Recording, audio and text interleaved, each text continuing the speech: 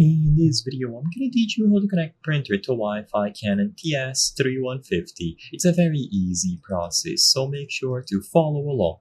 This particular printer from Canon and various other different models offer Wi-Fi, so you can connect them wirelessly to any device.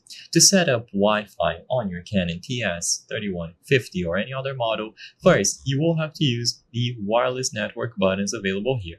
So if it isn't already, power the printer on by pressing the power button once and wait until all of the displays here and the LEDs stop flashing. Once everything is stable, then you will have to set up the wireless network. I actually recommend doing this on your router first. So the most convenient way to connect it to Wi-Fi is going to be using WPS. So on your router, look for a particular button like this. It's either going to have two arrows that look somewhat like this, or a label titled WPS. So either look for the arrows or the words WPS.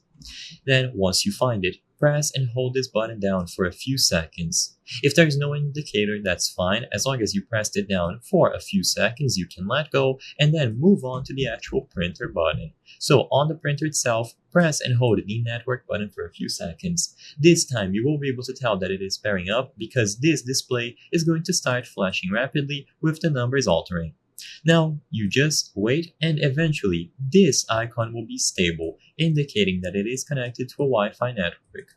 So as long as it is in close proximity of the router and you press the WPS button on the router itself followed by the wireless button on the printer, it is going to be set up accordingly. So it's as simple as tapping WPS on the router and then the network button on the printer.